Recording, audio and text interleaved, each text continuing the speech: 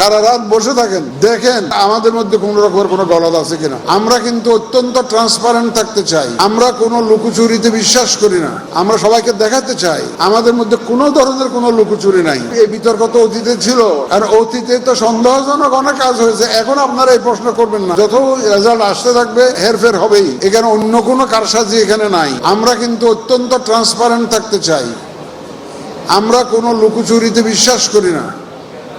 আমরা বারবার করে বলে আসছি, আমাদের সাংবাদিক ভাই বোনেরা আমাদের থার্ড আই, এরা হচ্ছেন আমাদের সিসি ক্যামেরা। এদের ক্যামেরার তলে আমরা সবকিছু সমাধান করতে চাই। সারা দেশের মানুষ দেখুক, আমাদের মিডিয়া কর্মীদের মাধ্যমেই দেখুক। আমরা সবাইকে দেখাতে চাই আমাদের মধ্যে কোনো ধরনের কোনো লুকোচুরি নাই। আমরা সম্পূর্ণ ট্রান্সপারেন্ট একটা নির্বাচন দেওয়ার চেষ্টা করেছি। সুতরাং আমাদের রেজাল্ট দেওয়ার মধ্যে অনেকেই বলা শুরু করছে ইতিমধ্যে যে দেখলাম প্রথম 2 ঘন্টার মধ্যে 8%, আবার 2 ঘন্টা পরে হঠাৎ করে 20%, 25% কেমন হলো।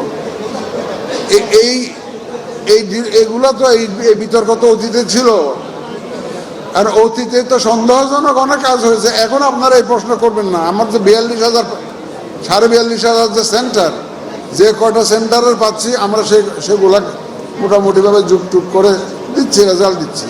এই জন্য যত রেজাল্ট আসতে থাকবে এটা হেরফের হবেই। এখানে অন্য কোনো কারসাজি এখানে নাই, এখানে অন্য ধরনের অন্য কোনো উদ্দেশ্য এখানে নাই। এটা সম্পূর্ণ একটা হিসাবের ব্যাপার। এখন আমরা শুধু যোগ বিয়োগ করে, যোগফল করে যে রেজাল্ট আমরা পাবো, আমাদের রিটার্নিং অফিসারের কাছ থেকে পাবো স্বাক্ষরিত, সেটাই আমরা কিন্তু আপনাদের সামনে ঘোষণা করব। এর বাইরে নয়। আমরা কোনো আনঅফিসিয়াল রেজাল্ট দিতে চাই না। আমাদের যে রিটার্নিং অফিসার স্বাক্ষর করে যে রেজাল্টটা আমাদেরকে দিবেন, কেন্দ্র থেকে যেগুলো উঠে আসবে সেই রেজাল্টটা আমাদের ঘোষণা করা হবে আমাদের পক্ষ থেকে। আমাদের সিনিয়র সেক্রেটারি মহোদয় ইতিমধ্যে অনেক রেজাল্ট পেয়ে গেছেন, অফিসিয়াল রেজাল্ট পেয়ে গেছেন। এখন আমি ওনাকে অনুরোধ করবো, এটাও আনঅফিসিয়াল, এটাও আনঅফিসিয়াল। অফিসিয়াল হবে কখন? যখন গ্যাজেট করব আমরা, যখন গ্যাজেট করব তখন that is the final official document.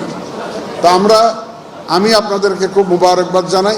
সারা রাত থাকেন, সারা রাত বসে থাকেন, দেখেন যে আমাদের মধ্যে কোনো রকমের কোনো গলদ আছে কিনা, আমাদের নিয়তের মধ্যে কোনো বেজাল আছে কিনা। আপনারা দেখেন, আমরা আপনাদেরকে আমন্ত্রণ জানাচ্ছি, আপনারা থাকেন এবং দেখে যাবেন।